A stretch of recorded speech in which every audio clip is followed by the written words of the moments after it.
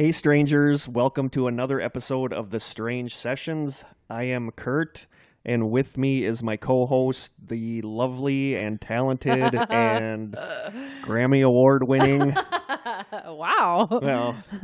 Do I have some kind of parallel life I'm not aware of? Yeah. Is this Don't fact check that. Yeah, okay. Okay. Don't fact check that. Krista. My name is Krista. This isn't just another episode. No, though. This is kind of a milestone. This is our 10th episode. Exciting. It is Insert exciting. applause and like all kinds of stuff there. We've actually had quite a good mixture, I think, of topics. Yeah, I agree. We had ghost stuff. We had UFO Missing stuff. We had missing case. persons. We had general weird stuff like the reality episode. Yeah, that was a good episode. So I think we had quite a good mixture. Yeah. I'm thinking that the most popular episode based on the YouTube numbers was our missing 411 episode, but I think the Maura Murray one is getting up there pretty fast. There. People like missing persons stuff. Yes. It's very intriguing. Cool. So do we have housekeeping? So Sophie posted in The Strangers. For those of you who don't know, if you're new to the show and you want to join our private community on Facebook, it's called The Strangers. Just request to join the group and we'll think about it. Well, yeah, there'll be an extensive background check. We'll probably have investigators following you around for a little while. Fingerprints involved. Fingerprints, and DNA swabs. Sure. All that. All kinds of swabs. All kinds of swabs. So get ready. Get ready to be swabbed. So she posted a new Mothman sighting, right? Yeah, in Chicago. Yeah. It was posted to the website of the Singular Fortean Society. Oh, so that's how it's pronounced. It does, something like that. But the guy who runs the website said, I received a telephone call today, Monday, September 11th, 2017, which was just a couple days ago, from a witness who states that she observed a huge winged object at 10:25 a.m. A.m. Okay. 15 minutes prior to the telephone call. This was the second time she has seen this winged object. The witness lives on the 25th floor of a high-rise building at East 47th Street and Lake Park Avenue in Chicago. The witness said that she saw a huge bat-like being circling above the tall building located on South Lake Park Avenue, and it flew off towards the lake. Wow. Yeah. She states that she frequently observes airplanes from her home, but this object was definitely not a fixed-winged aircraft. She described it as having a 6 to 7 foot human-like body that was dark brown in color with triangular-like shaped wings that resembled those of a bat and spanned at least 12 feet. She mentioned that the wings did move occasionally when it gained altitude. How far does it say? Did you say this? Gosh, I hope you didn't just say this. But how far away from the building? She didn't say. Okay. She didn't say. She is said this something she saw way off into the circling. distance? Yeah, or? she didn't say. Okay. She also. I'd be terrible at judging wingspan and stuff like that, so unless would it were I. like hovering outside my window. So would I. She said she saw that other people on the street below her witnessed it and were pointing at it. Really? So that's interesting. That is interesting. What would be cool is if other people came forward and said, I saw that same thing. But she also said that her and her husband frequently jogged the trails along the lakefront, and then at least 2 occasions they have observed an unknown creature or being emerging from the water, once near the lakeshore along the rocks and at another time farther out. She described it as reptile-like. Well, that's creepy. Yeah. He asked her if it may have been the same winged creature, and her response was that she wasn't sure. So, I don't know. Yeah, you immediately, at least if you're a skeptic, at least a little bit wonder, is she just, it's on the news, it's in papers, it's all over the place, everybody's talking about it. So yeah, somebody trying for attention. Right. You never know. But somebody take a damn picture. Yeah. If it was circling around, he asked her why she didn't, or if she thought about taking a picture, and she said she was too shocked to consider taking a picture, and that kind of sends up a little bit of a red flag to me. Not one person has managed to take a photo. No. Somebody do that. Yep. Or Krista and I will take a field trip down there and road trip. Sweet. Chicago. That'd be fun. So thank you for sending. Thank you for sending that to us, Sophie. Thanks, Sophie. She's been very active in our group. That's fun. She posts a lot of cool stuff. Our group's been really good. Yeah, totally. What else do we have? I was going to briefly talk about the Slender Man case. Yes. I don't think we've mentioned this on the strange sessions. Not on our podcast. But we have a lot of Wisconsin listeners, so of course this is not going to be new to them. If you want to get kind of a more detailed account of this case, you could tune into episode 11. I think it's the part 3 of Paranormal Palaver. We go through the whole timeline of this case and the circumstances surrounding it. But I'm bringing this up because the trial has now started for one of the girls accused. And okay, just a quick snapshot here. 2 girls who were 12 years old at the time plotted to and attempted to murder a mutual friend of theirs by stabbing her, I believe 19 times, to appease the quote-unquote fictional, because some people believe it's real, or based on a real something creature that's been around for hundreds of years. But something that was actually born out of, I think, creepypasta, called the Slender Man. They thought that if they murdered this friend of theirs, that this would gain them access to live in his mansion in the woods with him. And they claim to believe that if they didn't do it, he would kill their families. So one of these girls, I believe, was diagnosed with had undiagnosed schizophrenia, and people were kind of aware of this prior to this happening. And I believe she is the one right now. Anissa Weir is pleading insanity. So that's the case. She's now 15, and she's been, I think, held in some kind of juvenile correctional facility. Wasn't the other girl Morgan Geyser or something like that? I think so. It says, Morgan's case is her trial set for next month. So they're starting with Weir, and then they'll move on to Geyser's case next month. But I don't want to go into all the details of the case, but of course they're trying to lay out the fact that she's mentally ill.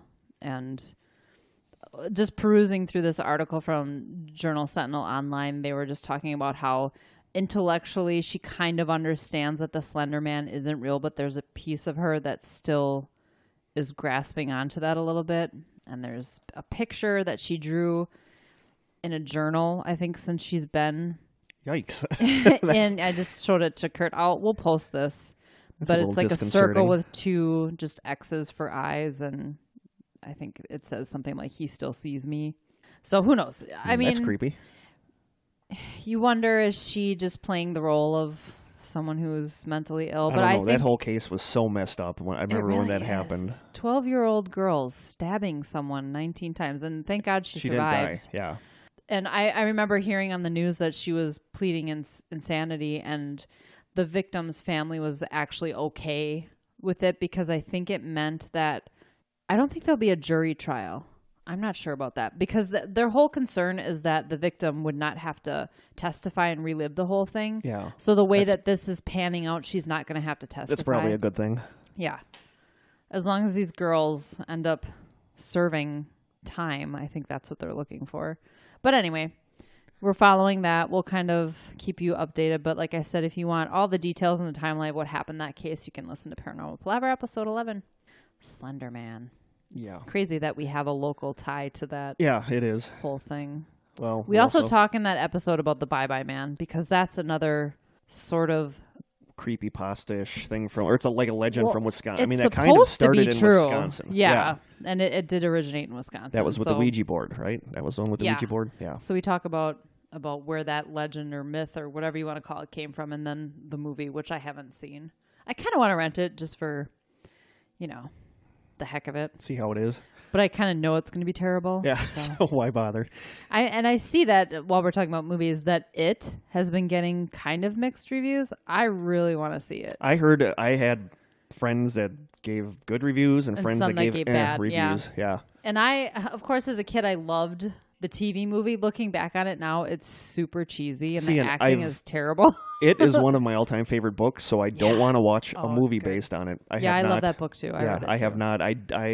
There's been a couple books, like especially Stephen King's, that are some of my favorite books, and then I see a movie, The Langoliers. Like The Langoliers. I love. Horrifying. I love the short story way. Langoliers, and then I saw the made-for-TV movie, and it wasn't that bad until they had like the CGI monsters, and then it was like, wow. Yeah, it was terrible. Yeah. But then you have The Shining, The Green but The Shining was Mile. changed a lot from Stephen King's story. Yeah. Shawshank Redemption, of course. Amazing. I didn't see that. There are a lot of really good Stephen I didn't King see movies, Shawshank Redemption for the longest time. You've seen Stand By Me, right? Oh, yeah. Oh, that's such a good one, too. Yeah. So, okay, we could digress all day about Stephen King Maybe books we'll do and movies, movies. an episode on movies. Well, my husband and I just read Mr. Mercedes, and now there's a series on it, but we don't get that channel, so I'm kind of disappointed I can't watch the series. But my husband's just starting the second book in that series. So. I read. I'm like, can you read any faster? Because I really want to read this book. I've read all 3 in the series.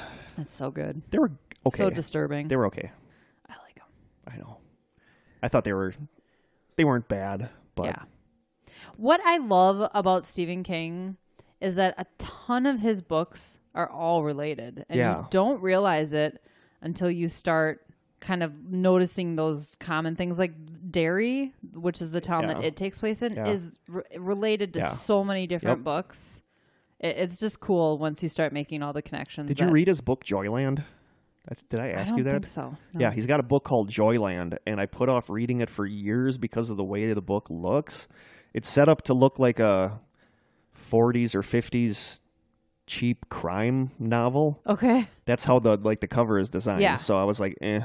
So I finally got around to reading it, and I think it is one of his best books. Really? It is. So it's not even really horror. It's about this like college age boy that takes a job at an amusement park called Joyland. Yeah. And it's just a really good book. That's one of his few books where I have no problem admitting that I cried like a baby at the end. It was really good. Nice. Yeah, it was very good. Joyland. Not really horror. There's a little supernatural stuff in there, but nothing like his other stuff. Yeah. But yeah, Joyland, so good. Okay, I'll have to check that out. Cool. Any other housekeeping? Oh, we need to talk about our YouTube subscribers and commenters. You people are amazing. I'm not sure what happened this last week, but our YouTube subscriptions blew up. It's the Maura Murray case. It is. It must be. And I think that the series, or that mini series is coming out, which we'll talk about. Yep. And I think it's just a topic, and so people are looking that up. So our timing. I wonder if really that's what it was. I don't know I thought maybe you mentioned the podcast somewhere or something where all of a sudden Yeah, we talked about it on Paranormal Palaver, but I don't think that. I don't know, but every day I would just get dinged by emails all the time saying so and so subscribe to your. That's cool. Yeah, so that's really cool, and a lot of. We want to say that the timeline we used in that episode not so good. Seemed to be mixed up with a burrito recipe. I'm 100% sure it was a steak burrito recipe. So that wasn't a really good timeline, but we also got some facts wrong that a lot of people corrected for us. Yeah, thank you. So we want to thank you, new listeners, and we're going to give this week's shout out to a couple of the ones that subscribed on YouTube. So we are giving this week's shout out to Gareth Butterfield, Elena Fields, Matt Stopp, Melissa Taylor Dressler, Avery Graham, 504 Chino, Nerdfather, Maggie D, Marco Nocat, and Lisa Benson. Yeah, you guys are awesome. So much. You guys are awesome. And here's the thing. If we were doing an entire series on the oh my gosh, I do it every time. The Maura Murray case, not the podcast Missing Maura Murray. We would put a lot more time into the research. I think we're both just kind of excited about the case, so we went off of our own sort of memory of the facts. Like I said in that episode, I've heard about it, but I never really dug into it. And then I did a little bit before the podcast, but since that episode, I have done nothing but listen to nonstop Missing Maura Murray episodes. Yeah. I think that's the tough thing about researching online is... There's a lot of misinformation out there. There is. And how do you know what's real and what's not? So I'm thankful for people who are obviously more versed in this topic than we are. And the fact that we kind of botched a lot of that stuff made me realize that I need to do a better job of researching things. Yeah, me too. So we're going to get better at that. Sorry. Yeah, we'll definitely get better at that. But here's the thing. Kurt and I... Our deal is really the paranormal. We could talk for days about stuff paranormal without doing an ounce of research because it's just ingrained in us. It's what we know. And this, we're learning as we go when it comes to researching things that we don't consider ourselves sort of, Yeah, I wouldn't say experts, but, when I started doing this, I kind of just thought of the podcast as one of my best friends and I sitting in an abandoned school shooting the shit, Yeah. and maybe a couple other friends want to hear what we're talking about. Sure.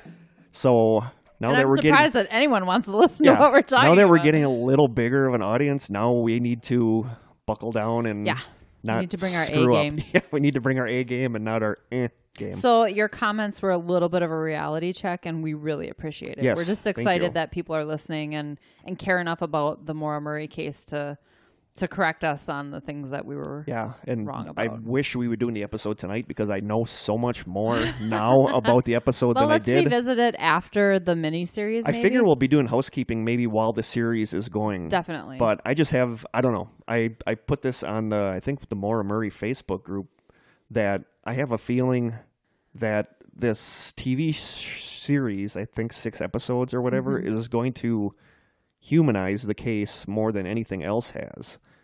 Because to a lot of people, it's just kind of a fascinating case, but some people don't really take the time to think that this young girl... This is a person. This was a real person and... With a family. With a family that loved her, with friends that loved her, with dreams of what to do with her life, and she's gone. Yeah. So I think this episode is going to... the series is going to make people realize that, wow, she's more than just a mystery. Yeah. I'm so excited to watch it. So yeah, stay tuned. We'll talk about it again after that series starts. We'll kind of do some housekeeping, like you said, and yeah. So thank you guys. We want to talk a little bit about the direction that we're going to go with the podcast. Yeah, in the next few months. As of right now, this is our 10th episode, so yay. Woohoo!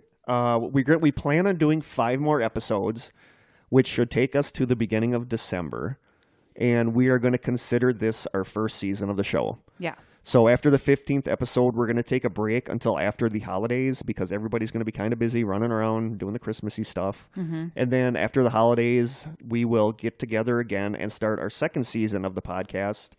And we're kind of shooting at having the first episode of the second season be another Missing 411 episode because that seems to be our most popular one that we've done. Well, and there's just so much out there that we didn't talk about. I know. I want to order at least his first book and get through it. And, a lot of people wanted more stories, the Missing 411 stories. So that's kind of what we're shooting for right now. Yeah.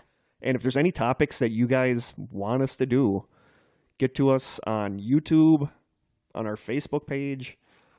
Send us an email at thestrangesessions.com. Mm-hmm. strangesessions@gmail.com. I was like, that's not an email. Yeah, don't send it to that one. I'll try to edit that out. That's the website. Yeah. So I wonder if our email is connected to the website. Send us an email at thestrangesessions@gmail.com. Any topics that you guys would want us to do. We kind of got some ideas of ones we want to do for next season, but we could really use some suggestions too. And we also wanted to put a call out to anyone who has a personal paranormal experience they would like to share on the show. Please email those to us. Because were we talking about like our season finale? Yeah, our 15th episode. Our episode 15 was going to be viewer submissions. If anybody... Listener submissions. Or viewer people. So many people say viewer that they watch our podcast on YouTube. I suppose. It's just a still picture. Kurt doesn't want to do video, even though we have the capability now. I don't want to do a video podcast. Okay, fine. I have a face for audio. Face for the radio. So yeah, episode 15. If you want your story read on the show, we would be super excited to read it. If we don't get any submissions, we'll figure out something else to do. Yeah.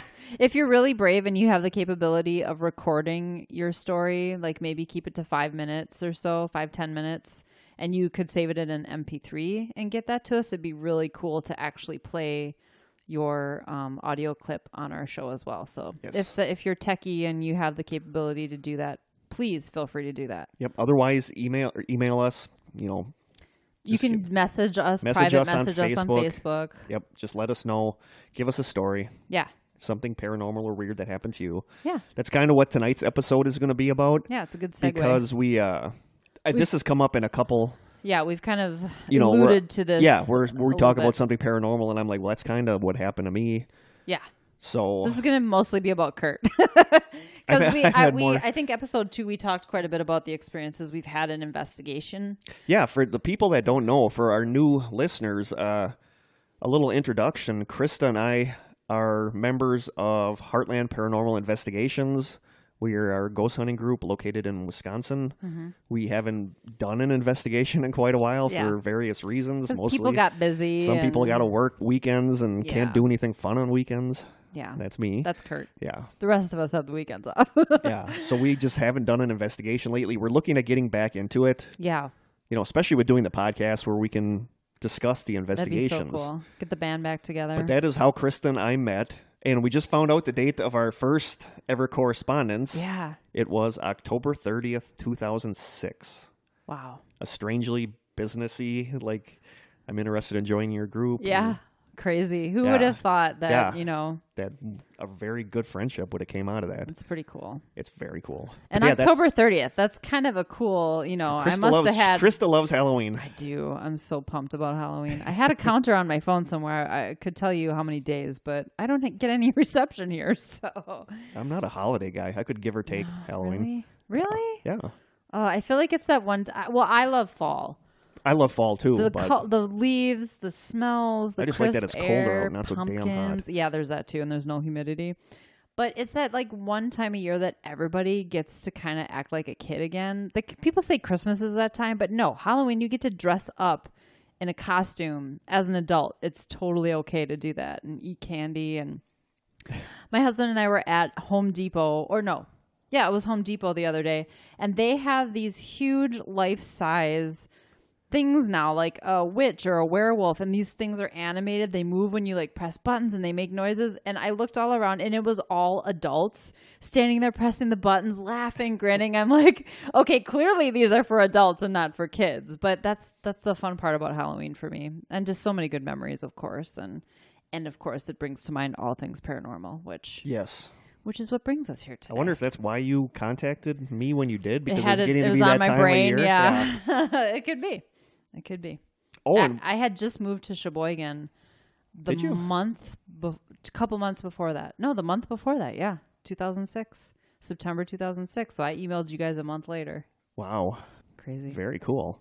Another thing I was going to bring up, I didn't tell Krista this, was... Oh, I love surprises. At some point, do you think people are going to want us to do an episode about Stephen Avery? For the people that don't know, I live in Manitowoc, Wisconsin, which is kind of infamous now after the Making a Murderer show. Yeah, on Netflix. Yeah. Well, I also have ties to that case, having worked at the Sheriff's Department while that was going down. Manitowoc County Sheriff's Department, so... And I've thought about it, but... We talked about doing it on Paranormal Palaver as well. I ultimately kind of didn't want to, because I work with some of the Averys. I work with some of the Dassies. But I just have a feeling as more people get into the podcast, people are going to be like, hey, he lives in Manitowoc? Right. You know, I know, and we don't want to lose listeners because, I don't know, it's hard not to be sort of biased when you talk about a topic like that. Yeah. I don't know. Yeah, that documentary really kind of was incredibly biased. It was incredibly biased, but it kind of really screwed up things in town. Yeah, I mean, I had friends that stopped being friends because one of them thought he was guilty, the other one thought he was innocent, and they stopped talking because of that. Well, it's like you voted for Trump, I voted for Hillary. Yeah. We can't be friends anymore. You know, we had the bomb threat at the jail. Yeah, wow. So it was just crazy, but I just have a funny feeling that as people realize that I live in Manitowoc, that people are going to be like, hey, you guys should do an Avery episode. Why don't we let the listeners decide? Yeah, if you guys want us to do an episode about Stephen Avery, I'll do one. We promise we'll research this one a little better, but yeah.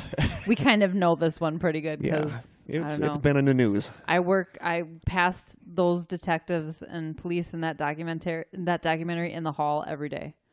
So it's kind of surreal watching it. I have my opinions on what happened, but if you guys want us to do an episode on Stephen Avery, we will do that next season on the show. Give us your vote. Maybe we'll put a vote thing on the website on the Strangers. Maybe not just in the Strangers, because then I think there are probably people who visit the Facebook page who aren't a stranger. I kind of look at like what Thinking Sideways, the podcast, does, where they have their main page where they announce stuff, but then they also have the closed group where people discuss stuff. Yeah. Yeah. So I kind of like having it closed because, like I said, in an open group, if you comment on something, everybody can see your friends can get a notification that so-and-so posted about, J-Rod the alien. So that's always our go-to example of what we wouldn't want people to see. So the group is closed, not because it's New World Order, Illuminati, super Right. secret stuff, but just so you have a safe place we can discuss this stuff. Yeah. And it's, it's kind of cool belonging to like a private little community. Yeah, and we have people in there that are posting Very a lot of stuff active. and are very active Yeah. and are very knowledgeable about Yeah, this and stuff. if you want to use our opening theme as a ringtone on your phone, if you join our group, The Strangers, it's Thank you, there for you. Jamie. Yeah, Jamie, Thank you that's for awesome. doing that. Kurt still needs to show me how to do it on my phone because I can't figure out how to set it as a ringtone. But We'll get it. all right. So tonight's episode is personal experiences outside of investigations because our episode 2 was about our ghost hunting experiences. Yeah. So this is about general paranormal experiences. Right. And I've got maybe 2. Go right ahead. So, boy, it's funny because I grew up in, and this isn't even really much of an experience, so maybe I have 3, but I grew up in the house that my great-grandparents built. It's 100 years old now, and my great-grandfather, I think his body was laid out after, death. People come view it in your house rather than go to whatever. Do people do that anymore? I don't think so. God, I hope not. That's creepy. It is creepy. My grandfather was actually born in the house. And so there's just a lot of history to it. I can't say anybody died there or anything, but I've never really felt anything there. But we would always, sitting in our living room, we would hear a series of steps walking across the bedroom above us, which was the master bedroom. And our joke was always, oh, there goes Grandma Nellie. My great grandma was named Nellie. And that was just our joke. Oh, there goes Grandma Nellie. And it's not like a house shifting. It's not that sort of thing. It was like a series of steps across the floor, creaking. So it's kind of what I would call residual energy. It's sort of like my great grandma was maybe just kind of, passing through on a regular basis. On a regular route she would travel. It wasn't like every night, but it was definitely often enough that it was kind of like a joke. And my dad, when he had just laid down to go to sleep in that room, was tapped on the shoulder once, and there was nobody there. So, of course, that always freaked me out after that, because my big thing during investigations, if there was any kind of intense moment or even just walking in, I would kind of say in my mind, nothing is allowed to touch me. I don't want to be touched by something I can't see that's really freaky. But it'll breathe in your ear. Yeah, totally. Oh, yeah. Did we talk about that? In episode 2. That's like one of my major experiences, and of course it happened during an investigation. But so that's kind of a minor thing, I think that sort of thing, and just the fact that my dad was kind of into horror movies and read a lot of Stephen King, that's just kind of what exposed me to the paranormal and what got me kind of interested in it. And I just came up with this the other day. I used to babysit, and I don't even know if this is paranormal. This could have been like a crime that was about to happen that I didn't know was a crime. But I was babysitting at this house in my little village out in the country, unincorporated Bayside village up north. And this house was kind of set back in the woods in a very quiet, not very densely populated area. And the kids had gone to bed. They were sleeping. I was sitting on the couch. I remember distinctly I was watching this black and white horror movie that might have been a silent movie, or I had the movie on mute to not wake the kids. I don't really recall that part. But from the back of the house where the garage was, I heard what sounded like someone dropping like a crowbar or a big wrench, like everybody knows what the sound of a big piece of steel sound hitting a concrete floor. And then I heard a male voice. I don't remember if they swore. Like, you drop something, your first crap or whatever you say. No, this is an explicit episode. Sorry. I said shitty before. You did. You said shit before. It's Kurt's fault. And I remember just hearing that and being like, oh my God, is somebody in the garage? But I never heard anything. I was like, I was so afraid to move after that. I think I turned the TV up so that I couldn't hear anything. And I was thinking about this yesterday. The most disturbing part of this is I never told anybody. You never told me this story before. No, I never but heard I didn't this. tell the parents when they came home. I didn't go investigate to make sure there wasn't some, serial killer hanging out in the garage trying to break in. No, because that's the person that ends up dying in the movies. Exactly, right. The babysitter who goes into the garage. Yeah. No, that's not happening. No. So I can't believe I forgot about that after all these years, but that still sticks with me that I don't know what that was. Was their house haunted, or was there some dude in the garage? Because there's no other houses near close enough that I would have heard something like that coming from someone else. And it is weird. It clearly came from inside the garage. So that kind of, it's weird that I forgot about that because it really stuck with me for many years that I never knew what it was. So that's 2 experiences. I'm sure I'm going to forget something. I've had countless episodes of sleep paralysis. Do you ever wonder what would have happened if you would have went to? I do. I mean, what if there was somebody in there? It's just odd that, of course, nothing ever came of it. The kids were fine. The family grew up. They don't even live there anymore. Everybody grew up and there was no stories of a break-in or anything like that. So. Remember my story about when I was walking on the trail and I saw that? I love this story. That's kind of like the same. Yeah, I don't know. That bothers me because I've been thinking about that lately. This is a really quick aside story. Yeah. But I was walking. There's a trail, the Ice Age Trail that I walk on. Which spans across most of Wisconsin, if you're familiar. Yeah, but the section that I walk on, it's maybe back from one end to the other and back 6-7 miles. Yeah. Through woods, through fields. But one day, and I want to say it was winter or late fall because it was cold, I was out walking, and there's one section where you turn kind of a corner in the woods, and I turned a corner, and about 15 or 20 feet ahead of me, in the middle of the trail, there was a guy with a ski mask on standing in the middle of the trail looking at me with his arms crossed in front of him, just staring at me. And I remember sitting there looking at him and him looking at me. And I'm thinking, what the hell do I do? Do I run? I'm like, do I turn around and run? Because if I do that, he could probably catch me. I'm not the best runner. So, and to this day... I'm laughing because I know how this ends. Yeah, to this day, it bothers me that I walked up to him. Right. You're like, what makes you do stuff like that? Why did I do that? I should have turned around and walked away. Or just cut through, because it's kind of like a road it was nearby. Like, that was solid woods. Was it? It was solid wood, so it was pretty much either back or forward. But it gives me the and I must have just stood there for like 10, 15 seconds just looking at him. And I don't know why, but I walked towards him. Yeah. And that just puzzles me why...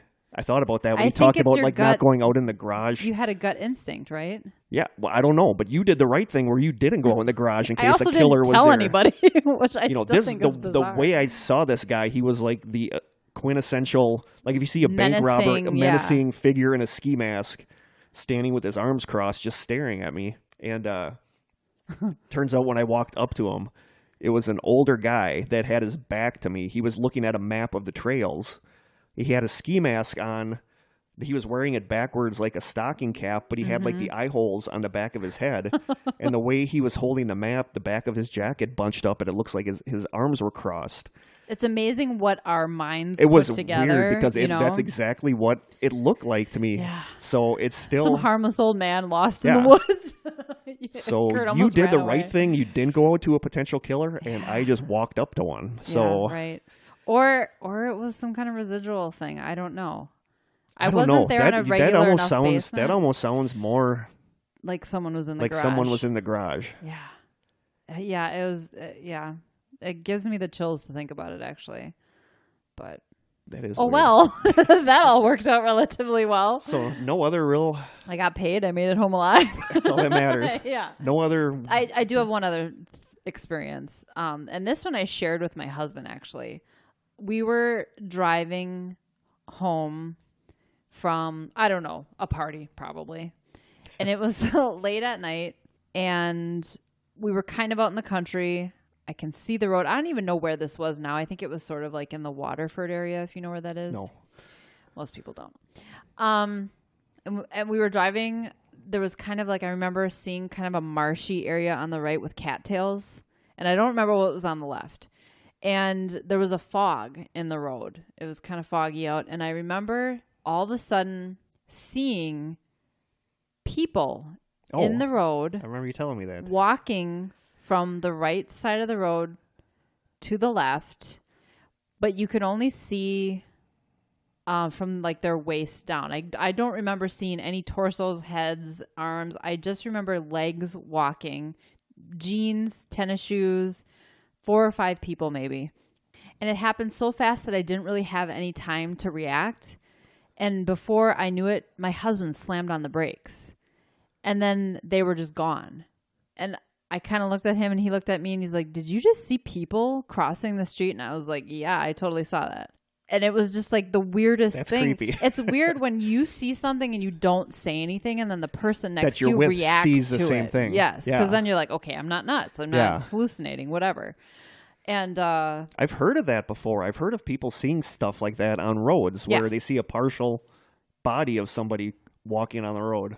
like a torso. Like a torso or legs. Yeah. legs. So that, yeah. So, and of course my husband is like a hardcore skeptic. He doesn't believe in any of this stuff. Although some of the stories I tell him after investigations, he leaves him a little bit like, okay. I'm like, just try to explain that away. You can't. So to this day though, he's still like, I don't know. It was probably just like, whatever. I don't know. He can't come up with an explanation, but he won't admit that it was something paranormal either. Even though creepy. we both saw it. Yeah, that was pretty cool experience. So. Wow. But yeah, other than that, most, unless you believe sleep paralysis is paranormal, which I really don't, at least not my personal experiences, I don't think are paranormal. So much which of I've had so many of those. I was, when I was reading over some of my experiences, so much of them involve when I'm in bed or going to sleep or waking up. That's interesting. It is interesting. And but you've never had sleep paralysis. No. You know and it's not something you have and not know. So it's not like sleep apnea. And I don't have any like weird states where I'm like half asleep. Yeah, you're wide awake when it's happening. Yeah. When I was growing up, my mom was sick with brain cancer, and we lived in a house where I slept in the basement where the stairs were leaving the house.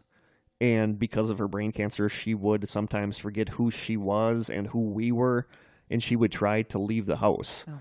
So because of that, anytime there was a creak or anything, you were awake like I was that. awake in a split second, and I feel like I've retained that. Sure. Like I have Absolutely. no, I'm either asleep or awake. There's none of this half sleeping, half awake. Yeah. So I feel like I've kind of always been like that. So I don't think that the stuff that happens when I'm going to bed or getting up is anything to do with that. I just wonder if it's that I'm more receptive in that state. Sure, maybe. you're more relaxed. Your mind is kind of wandering. Yeah. I can see that. I think that's why a lot of people do link sleep paralysis to paranormal experiences, whether or not the sleep paralysis itself is paranormal. It puts you in a state where maybe you're vulnerable. I don't know. There's a lot of theories about that your it. waking mind usually doesn't see. Yeah. Where do we start? We'll talk about the only ones I'm really going to talk about are the one we talked about on Paranormal Palaver, the childhood one. Yeah, that one, because that's like recording. That was right around that time too. But then I want to go from there to my last apartment. Yeah, because we brought that up on Paranormal Palaver, but we never talked about that. No, we didn't. Good. At least we're not duplicating content. Yeah, not too much. No. But when I was a kid, and I don't know how old I was, I had to be. Because I was sleeping in the room that would eventually become my brother's room. So he must have still been in his crib in the room that would become my room. So I want to say I must have been 6, 7, 8, somewhere in that area. But I mean, I was young, but I was pretty aware of everything. Yeah. But that house was just weird because there's so much stuff happened there. Like Krista brought up the recording, my friend Todd that used to live through the yard and I were in my bedroom with one of those old-fashioned cassette recorders that we had in the 70s. Mm-hmm. And we were making a tape of us just goofing around talking. And when we played it back, we were listening to it and our voices kind of trailed off. And then there was another male voice on there, a really rough male voice that get out, clear as day. And then our voices like slowly filtered back in. That's so crazy because it's kind of like the cliche paranormal experience, but and chilling. We would constantly hear things moving around in the attic. We had the incident in the basement where we were doing a haunted house down there, but the flashlight wouldn't go on unless the lights were on. That was weird. So strange. That was with all the neighborhood kids. Like, and why would your flashlight react to? Maybe there's some scientific explanation, but I certainly don't know. But the big thing that happened there, and the thing that basically got me into the paranormal stuff my entire life was like I said, I was maybe 5, 6, 7. I was in the bed. I was in bed. It must have been around midnight or 1. Because my parents were asleep in the other room and I was still up. And I was looking. So wait, was this in the basement? No, this you were was on upstairs. the first floor. Okay. I was looking at the door to my bedroom. The door was open. I was looking at the doorway out into the hallway, and there was like a greenish glow. And I could see the corner of the door frame out into the hallway. There was something green there. And I'm looking at it, and then the green came more and more out into the door frame until it was finally there, and it was a green skull-like grinning face just smiling at me. And I'm looking at this thing, and I did the shake my head, close my eyes, shake my head, and it was still there. Mm-hmm. And it was just grinning. That's the only way I can think of to describe it, is that it had this grin. Oh, that's and so creepy. I pulled the covers up over my head, like everybody knows to do. Yeah. Because that saves you. Sure. So I pulled the covers up over my head, and I must have sat under there for what seemed like an eternity. 30 seconds to a minute. And I slowly pulled the covers down, and when I did, the thing was directly above me, staring down at me and grinning. Oh my God. I want to say like a foot away from my face, and I screamed. It's horrifying. I screamed, pulled the covers back up over my head, screamed my lungs out, saw the light come on. My dad came running in, and I told him what happened, and he said, of course, I had a nightmare. Yeah. But he brought in his blanket and his pillow, and he slept on the floor next to my bed. And then I could hear him finally fall asleep and snoring, but then I could see the thing looking around the door frame and smiling at me again. So what do you think it... I don't know. I mean, of course, I think aliens. His face was like a skull. It was like very skull-like. And when I come to his body, like I said in Paranormal Palaver, the only way I can think of to describe it is when you're in high school, whether you had the plastic mannequin or whether you were looking at the diagram in your biology books, it was basically, his body was basically like, it just showed the muscle structure. It just showed like the muscular structure of the human body, but it was green and it was glowing. Oh, and his face freaky. was a skull that was just grinning at me. That's all it did. It just had this grin on its face the whole time. Didn't make any sound. Didn't make any sound, but it gave off this green glow, and that seriously is what started. That's what started my fascination with this, and you've never seen it again. No. Okay. And a lot of people don't know this, but I got like really into this stuff, and when I was in 4th grade, my teacher had the parents come in for a meeting because she told them I was obsessed with monsters. Oh boy. Yeah, because everything I would want to do in Kurty class Kurt. was about everything I wanted to do in class was about monsters, and I just was obsessed with this. And that is what got me into the whole what the heck is going on in this house thing. Well, a thing to bring up too is that your mom was not the only person in the neighborhood who had brain cancer. Yeah, right? There was a house through the lot from us and a kind of another one kitty corner from us, and all 3 moms got brain cancer. To the fact what that are the odds I don't know, of that? my family was my aunts talked about the fact that I think they were looking at doing some kind of government investigation to see if there was something there in the power lines or if there was something there that was causing this to happen. Yeah, that's crazy. Yeah. It kind of makes you wonder, though, if things were tied together or if maybe people at those houses were experiencing weird stuff that you just never knew about. I don't know, but there was a lot of weird stuff at that house. Interesting. But that was the big one. That was That'll the one do it. That was the one that got me into really curious about what else is out there. Yeah. So that was the big one at that house. Oh, that's creepy. I'm just picturing this thing grinning. That's where I say I wish, and this is going to come up again later in the apartment stuff, but I wish I was artistic enough that I could paint or draw what I saw, because I can see it in my head, but I can't make it look like I know what it looks like. So if any of our listeners do those composite sketches for police, we need you. But yeah, his body was all like, it showed the sinew, the muscles, and all that stuff. That's the word that comes to my mind is that's what it was. Muscular. Okay. So what that was, I have no idea. What all did you see? Like, just like I saw the head mostly because it was looking around. Shoulders and arms. I saw the shoulders and arms edged out more from the door frame, but I saw the body when it was directly staring down at me, standing over me at my bed. Ugh. That was when I saw the body. I literally have the goosebumps. So that was that. It's also a little chilly in here. Yeah. But I do have the goosebumps. So that was that. Okay. Wow, that would be enough. I mean, that's pretty good. Yeah. There's a lot more to come, though. And, you know, I lived with my grandma for quite a while.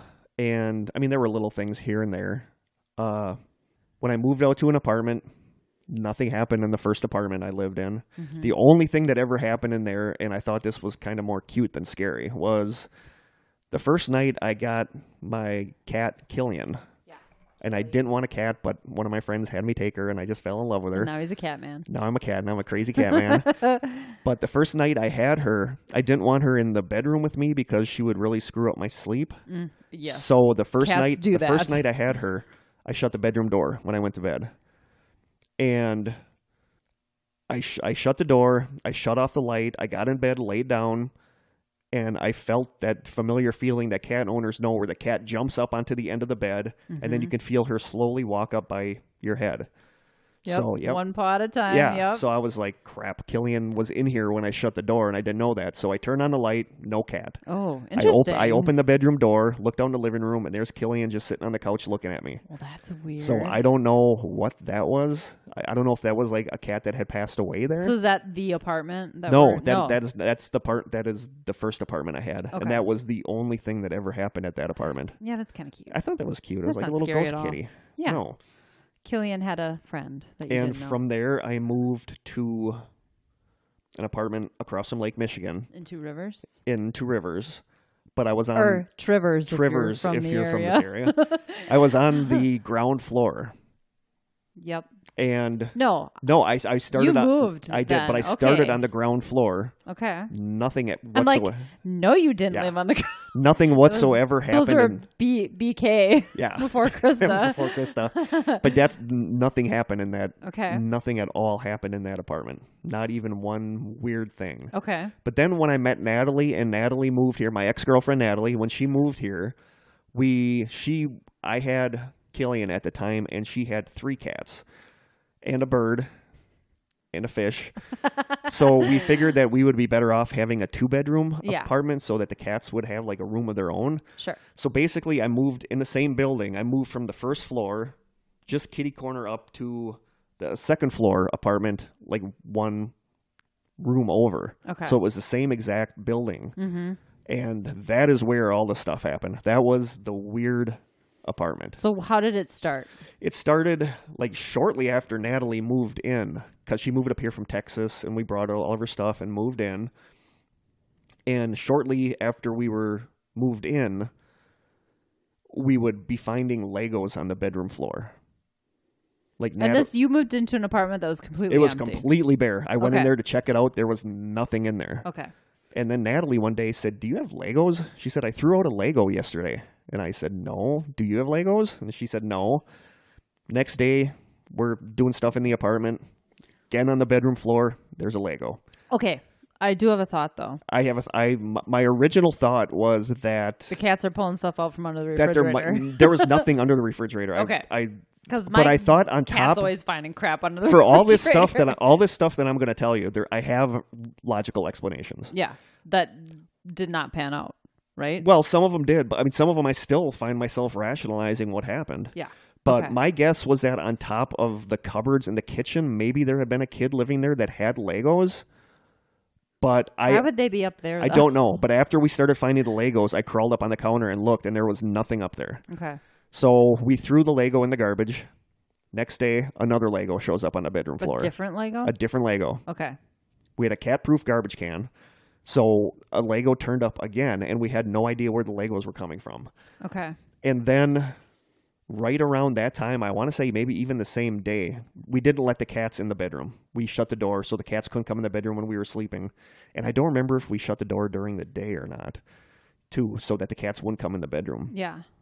But that night, Natalie and I crawled in bed, and we heard scratching a weird scratching on the bedroom door that we assumed was the cats, but it sounded kind of different. When we got up the next morning, we opened the door and we looked, and it looked like somebody had taken a green crayon and scribbled all over the bedroom door. I don't remember that. It might have been there before, and we didn't notice notice because we never had a reason to look closely at the bedroom door. Yeah. But there was green crayon on the bedroom door. But it That's still could have been the weird. cats. Sure. But, coupling that with the Legos. Did your cats have claws or not? Yes, the cats had claws. Killian didn't, but Natalie's did. Okay. Because a paw is a totally different sound than a claw. Yeah. But we didn't see claw marks on the door either. Yeah, you would have seen that. It was just the Well, I green crayon. I can hear a crayon on a door right now. Like, I know what that sounds like. Yeah. That's interesting.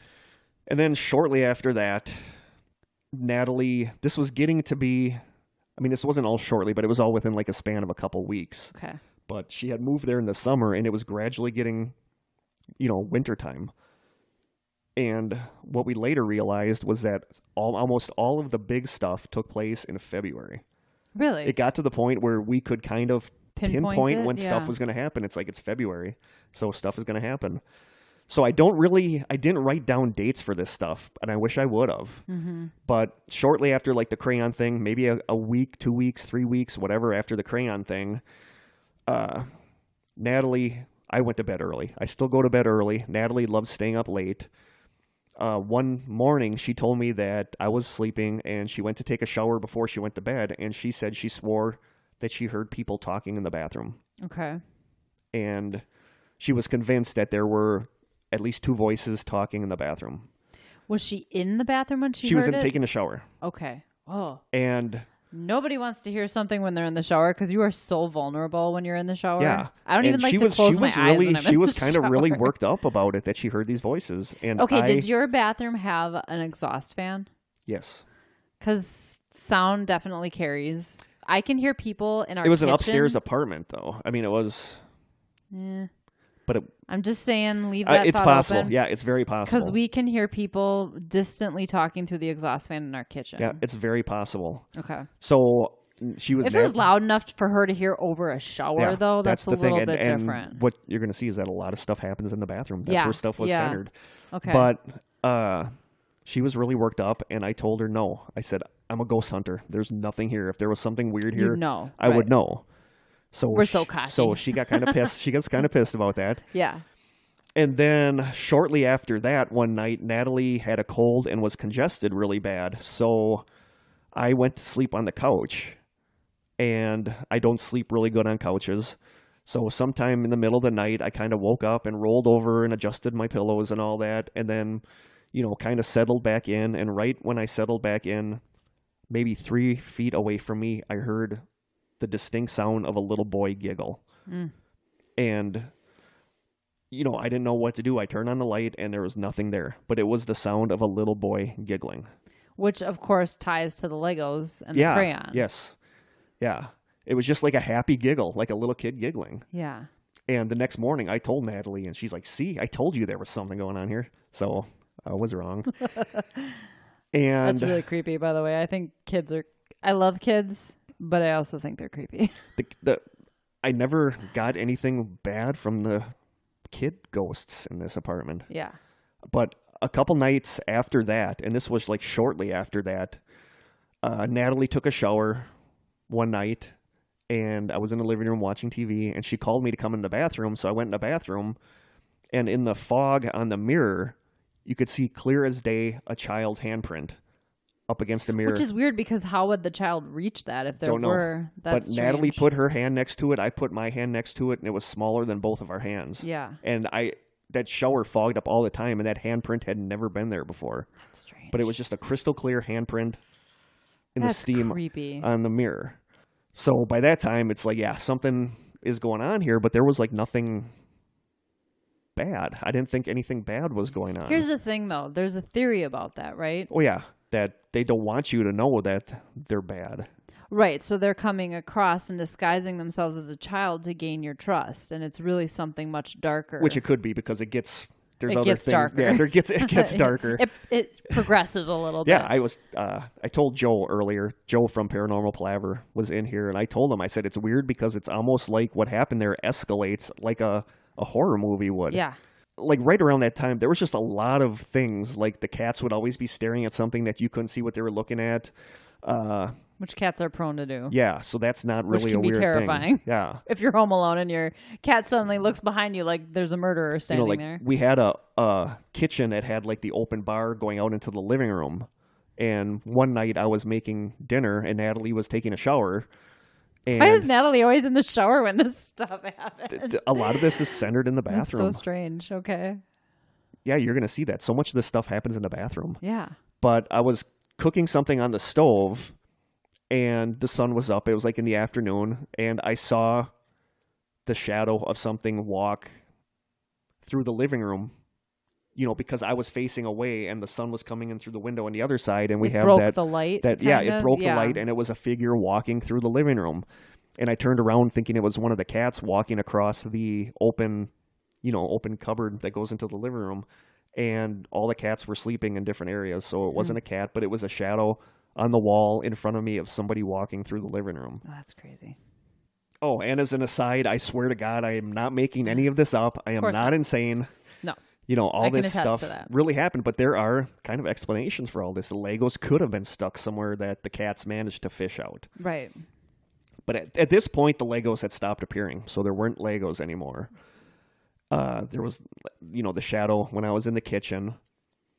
And then things kind of calmed down. As summer came again, things kind of calmed down. And one night, it was getting to be February. It was getting close to February again the following year. How long did you live there? I'd lived there quite a long time, nine years. Oh, wow. Yeah.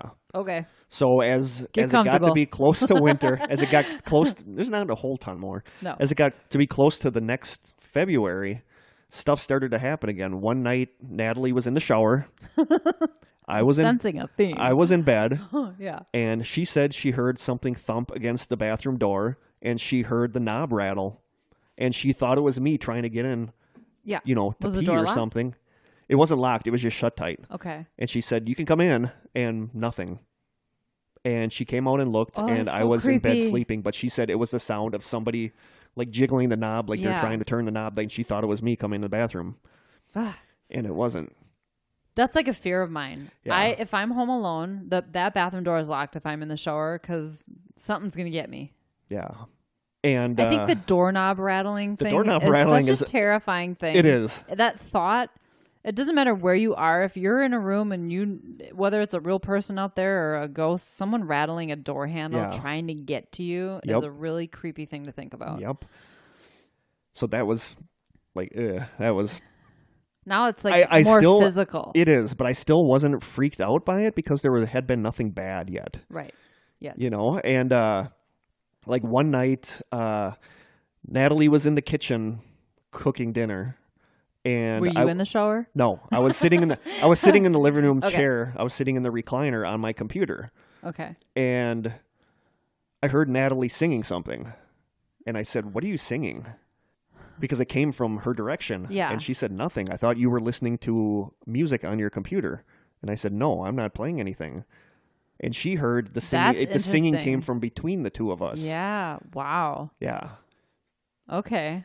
So that was. Do you remember? Was it a female? Oh, so it must have been a female voice. I don't remember because it was kind of muted. It was kind of like a muted, like under the breath kind of singing. Yeah, but it humming. came from. She thought it was me. I thought it was her, and it came Weird. from both of us, which would have been near the little hallway out the bathroom and a little hallway outside the bathroom, and that is where, like the scribbling, the bedroom door was directly there too. across from the bathroom door, so that was there too. Everything seemed to be focused on this area. The shadow that I saw walk across the room walked to that area. Oh, interesting.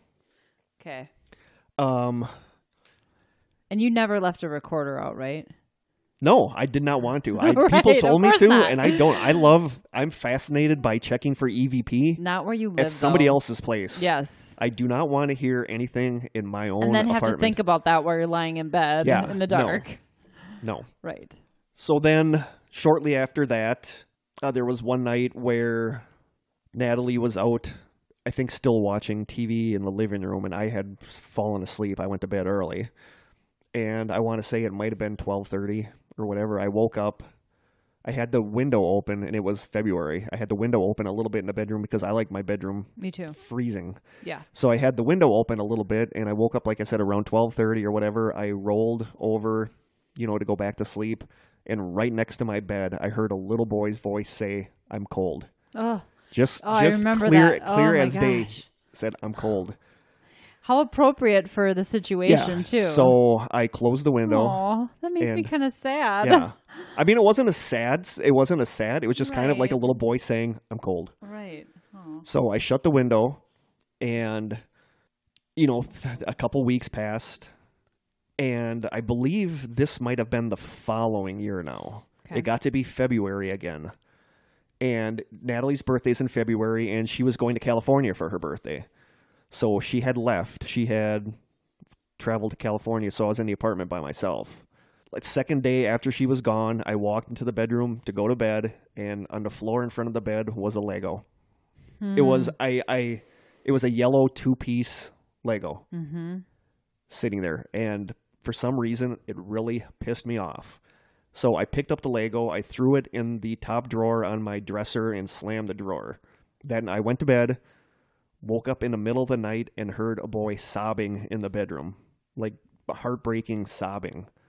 So I opened the drawer, I took the Lego out, and I have to sleep with a fan. So I had one of those fans that are, like a tower fan? a tower fan. I Yeah. had a tower fan, and I put the Lego on top of the tower fan, and it stayed there over the years until I moved away.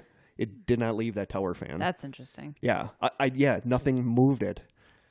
And I think it was shortly after that Natalie and I broke up, and she moved back down to Texas.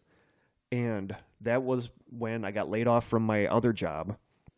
And I started working where I work now, which is a factory that makes metal piston rings. And it was right around that time where when I would take a shower, I would all of a sudden feel like a burning sensation on my leg or on my arm, and I would look, and I would have fresh scratches down my arm. And you're going to post pictures of that, right? I have a couple Oh, pictures. yeah, okay. It was usually like 3 scratches, but a lot of times it was like a flurry of a bunch of little scratches. When I remember you texting me after Yeah. that stuff would happen. Yeah.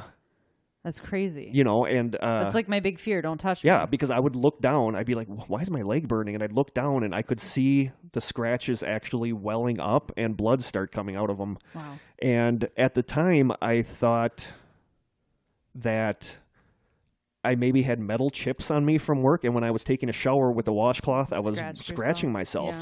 So that's what I assumed it was, and this happened a lot. I mean, this happened quite frequently where I'd get these scratches. It was almost always my arm or my leg. A lot of times it was in the inside of my arm, but Was it, how many scratches were there? usually 3. Which is, of course, a very A common demonic, occurrence. yeah, it's like a demonic thing. There were usually 3, but like I said, a lot of times there was like a flurry of a bunch of scratches, almost like if a cat was constantly clawing at you. And I have a couple pictures. Or a little kid trying to get your attention. I don't know. So I have a couple pictures of those. I had more, and I don't know what happened to the more of them. I'm gonna look and see if I can find them. But that started happening all the time, and I wrote that off as metal chips Yeah. from work. Okay. That's logical. Yeah.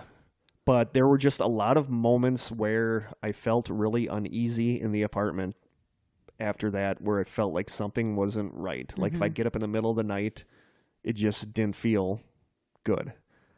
So while the stuff with the kids never really bothered me, it felt like something else had maybe come that was not good. So that all kind of, the scratches continued, the feelings of uneasiness continued, and then everything kind of culminated with what I saw one night.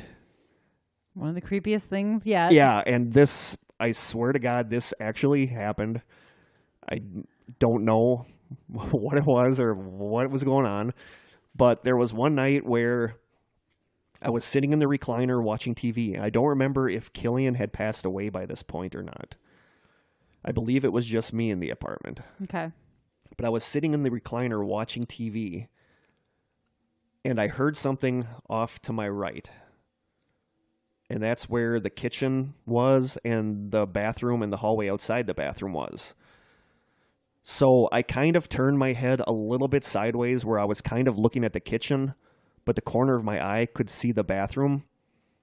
And from the corner of my eye, I saw a man crawl out of the bathroom. God. He came like around the edge of the door. He crawled out like around the edge of the door. He was... Well, the way he was crawling, he was crawling on his so hands, disturbing. and he was, he was crawling, but he was not crawling on his hands and knees. He was like crawling on his fingertips and his toes, where his knees were not touching the ground. Kind of like in a V, and right? his back was arched at like a really weird point, almost like his back had been broken. But he crawled slowly out around the door frame.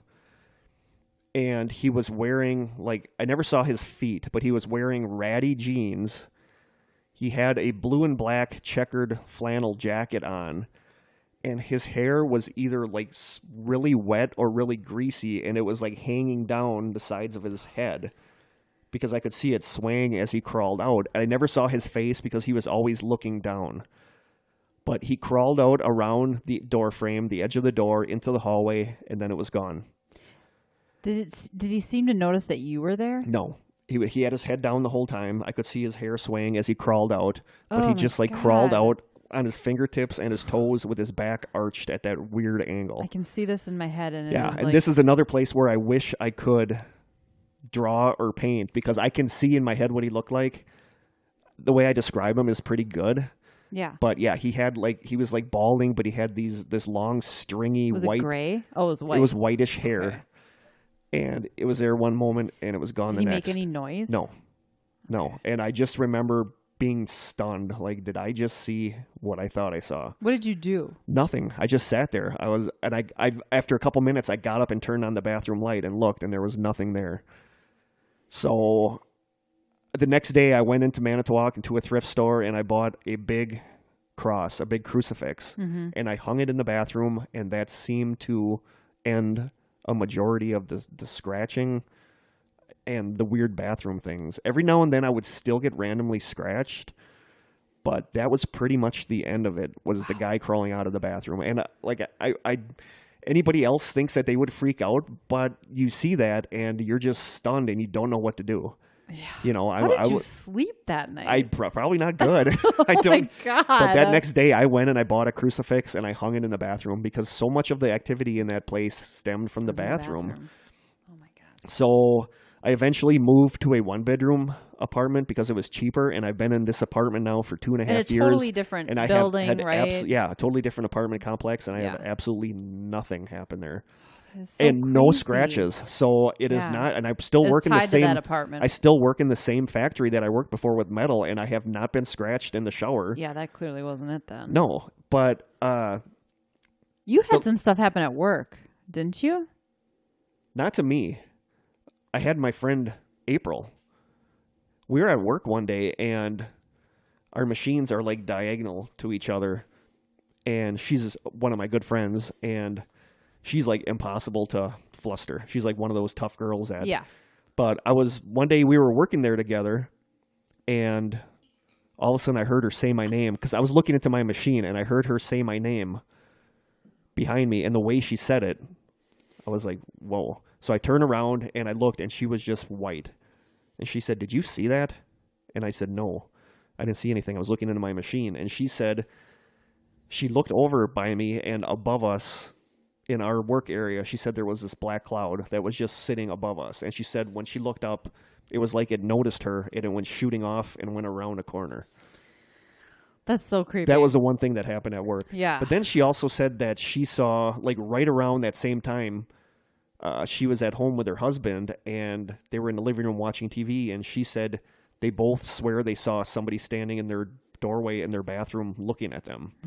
You know, What in is the it with shadows. I bathrooms? don't know. Oh my I don't God. know. But that was the only thing that happened at work. But there's been Okay. absolutely Well, that's nothing. pretty creepy, though. My landlord at my new apartment told my friend Nikki that one of his friends is a priest. So if somebody dies in one of the apartments, he brings the priest in to bless the apartment. That's a smart move. Yeah. So somebody needs to do that at your old apartment. Yeah, don't you kind of wonder if people I know living a there now? younger lady moved in there after Okay. I moved out, and I just hope nothing like that is happening because that was just a lot of weird stuff. Aren't you really curious though? Like, yeah, I am curious. You almost want to send her a letter. Yeah, but you totally could. You know her address. I do. Just go bang on her door. Do you have weird stuff happen here? Yeah. You ever see a creepy old guy crawl out of the bathroom? That'd be But going crazy. back to the bathroom thing, my friend Brooke pointed out the fact that I had the same jacket at the time. I had a jacket with blue and black, a flannel jacket with blue and black checkers. Yeah, you had a theory. And she kinda. feels that Oh, this was her theory. this was her theory that Okay. whatever that was like mocking me or like showing me what was going to happen to me in the future if I stayed there. That this guy was like a future version of me. That was her theory. But it was weird that he had the same jacket on that I had at the time to wear. So if you ever start growing your hair out, it was just gonna get worried. It was just like dripping wet. And like I said, the way he edged around the door frame out into the hallway was creepy. Well, and the fact that he was crawling on his hands and feet, not walking. Yeah. But yeah. It's just so many levels of creepy and bizarre. And I swear to God that actually happened. You know, did I maybe see something? Was it like a weird... Did I imagine it? Possibly. But it was That's like a hallucination, it was so though. vivid. I mean, it was like Right. I saw it. It was out of the corner of my eye because I was looking towards the kitchen. So I don't know. So Wow. that's that. This has definitely been the Kurt show. Your experiences have completely blown mine out of the water. So when we say stuff is like, because we talked about shadow people, and I don't really remember seeing any shadow people in my apartment. I remember the voices, the kid giggling, the kids giggling, the Legos that would constantly show up, and the guy crawling out of the bathroom. I saw a shadow, but that was a shadow of something walking through the room. Yeah. Like an actual shadow. So in the past episodes where I said that's kind of like what happened to me, crazy. the scratches. I think we talked about getting scratched, but yeah, I would get scratched constantly there, and I wrote it off as working in a metal factory. Which is interesting that you still work there and you've never there's been nothing in this. I never get scratches going home, taking a shower in this new apartment. That totally throws that theory out. Yeah, this apartment that I'm in has been nothing Thank but God. peaceful. Yeah, we should sneak into that apartment with a recorder. Leave it there for a few weeks. Come back. I have. It's Bring like a with Ouija board. It's like with the guy on the trail that looked like a masked guy looking at me. It's the same thing with the guy that crawled out of the bathroom. Like I have a weird fear response where I should run away screaming. I kind of don't. There's no fight or flight. There's let's wait and see what happens. Pretty much. Yeah. That's basically it. Let's approach it and see what happens. I don't want to say that I got up and looked in the bathroom right away because I didn't, but Yeah. I maybe waited like 5-10 minutes and I got up and looked and there was nothing there. So your heart stopped pounding and your adrenaline wasn't screeching through. But it was just like, did I just freaking see what I thought I saw? But it was so vivid that that's exactly what it was. And I'm glad he wasn't looking at me because I don't want to see what his face looked like because you can't the rest even of it was bad enough. What if it was your face? It very well could have been. I mean, if That's Brooke's crazy. theory is true, that thing was like either It's an mocking interesting me. theory. It is an interesting theory.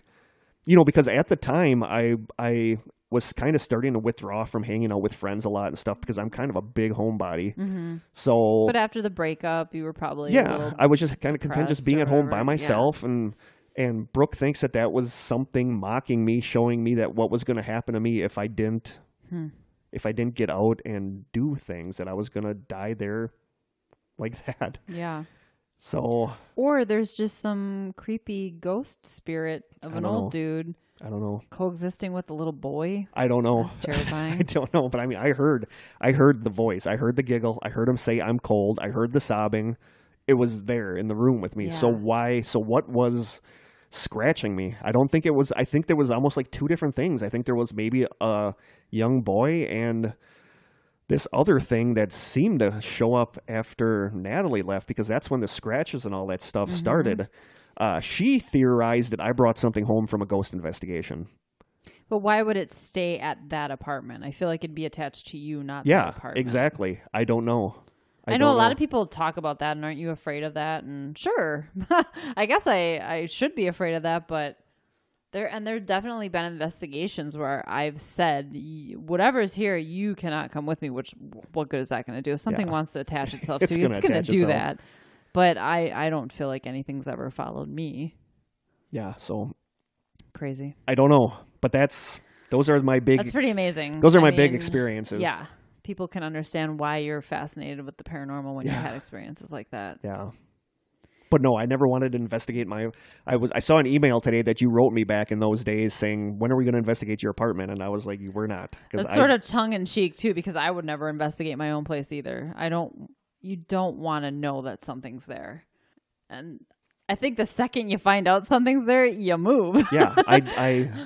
Nobody wants to live like that. You know, like I said, I'm fascinated with EVPs. I think they're creepy as hell, but I don't want to be laying there in bed thinking. You want to be able to leave that place and go home to your nice, quiet apartment where nothing's watching you sleep. Yes. And that was not that apartment because there was a lot of weird crap that happened there. Well, hey, strangers, if you have a story like this, or maybe not like this, but that you want to share, please let us know. We'll share it on our episode 15 season finale. Yes. And if you don't, we'll find something else to talk about. We'll come up with another topic. I think you had kind of a list put together. I did. I had a couple more for this season. There's a couple that I want to do next season. I want to, just to bring a couple of them up, I'd like to do an episode on Skinwalker Ranch. Yeah. Because I think that's fascinating. Yeah. We definitely need to do an EVP episode where we play a bunch of the EVPs that we've caught on investigations. And I'd like to play just some weird stuff that's on the internet. Yes. Mandela effect. Mandela effect we need to do. Yep. My friend Becky Rutherford from Facebook suggested we do the Lake Michigan Triangle. Oh, yeah. Which is... I'm not familiar with this, actually. I've actually heard about it. It was actually on an episode of Ancient Aliens I had on. That's crazy. There was I'm thinking Death's Store, but it's not. I was doing something else, and I like to have something on in the background that had Ancient Aliens, and all of a sudden I heard Manitowoc, Wisconsin, and I looked, and they were discussing the Devil's Triangle. Okay. So I'd like to, or not the Devil's Triangle, the Lake Michigan Triangle. So I'd like to have an episode about that. We had talked about potentially talking about empaths. Yes, empaths. We want to talk about because Krista and I feel we might possibly be empaths. Mm-hmm. I've had people straight out tell me that they have never met an empath as empathy as me. So I don't know if that's good or bad. I don't know. I think it's, I don't know. From the perspective of someone who... And I'm so hesitant to call myself that because it's in the psychic realm. My best friend Miranda is not... She's very practical. She is not into this kind of stuff whatsoever. And one day, somebody that I never had talked to at work came up and started telling me this really personal stuff. That happens to me too. And I told Miranda that, and she's like, why do people always do that to you? So when I got home that night, I copied and pasted a bunch of stuff about empaths and texted it to her. I said, read this. And I was 100% convinced she was going to text back and say, that is dumb. Yeah. So I waited, and all of a sudden she texted back, and she's like, oh my God, that is what you are. She said, this is exactly you. Mm-hmm. And I said, does it bother you? And she goes, no. She goes, now I kind of understand you. I understand why you are the way you are. And she said, I am 100% convinced that you are an empath. Mm-hmm. After reading this is you. Yeah. And even though I think part of me knows that I am, I don't like to go down that road because you're kind of saying it's like it's in the realm of being psychic, and I'm so like, oh, people who say that are crazy. I think our friend Barry that we mention on here a lot, that she's also in our ghost hunting group. Yeah, I think she was one of the first people to tell me that. I miss Barry too. We love you, Barry. She was one of the first people to tell me that she thinks I'm an empath, and I started looking it up, and I got freaked out because I did not want to go down that road, like you said. That just, it's not a fun thing to experience in my experience. And I've had psychic experiences. Yeah. And people always ask me why I don't work on them, and I don't because it kind of freaks me out. Yeah.